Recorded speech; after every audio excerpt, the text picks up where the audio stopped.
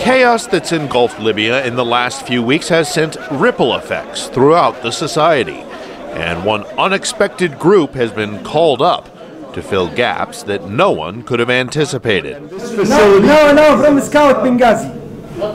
You are not a doctor. Scouts. The Boy Scouts of Libya.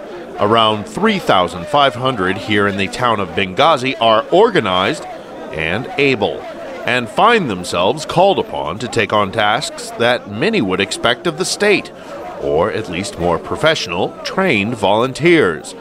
But the state is all but gone in rebel-controlled Libya.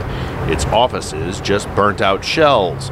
For 42 years, the Gadhafi government set things up so that it was the only game in town when it came to social services and running the country. As opposition spokesman Mustafa Gariani puts it, that left a troubling gap. The regime really did not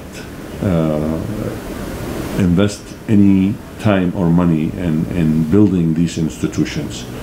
Basically, the regime ran this country like a company, and he puts a head on each department, and that particular head has one interest: line up his pockets. And then when the revolution came, those guys disappeared, and we found out that there is no system. It's just a big vacuum. Also compounding the problem is that so many of those who should be doing these jobs came from neighboring countries. Libya's population is sparse, and outside workers were needed, and they were the first to flee when the fighting started.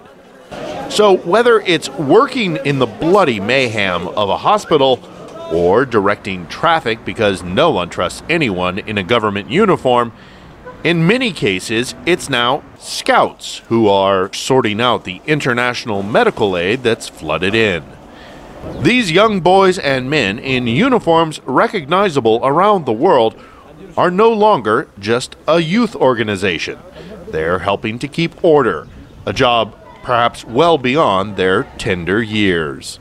The man who heads the Scouts in Benghazi, Abdul Rahman, now finds himself leading an organization which is no longer about keeping kids on the straight and narrow, but instead about mobilizing them to help.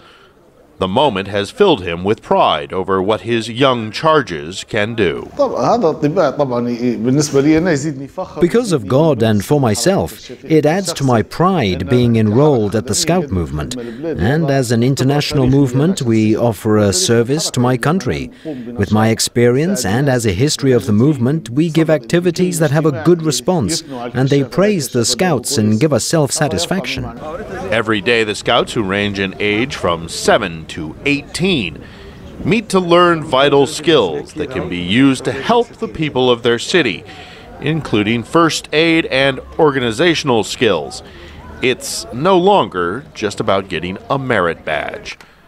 With the fighting showing no sign of slowing down anytime soon, it appears that what now seems like playtime could soon be all too real for these young boys in uniform, the Boy Scouts of Benghazi. Phil Littner, VOA News, Benghazi, Libya.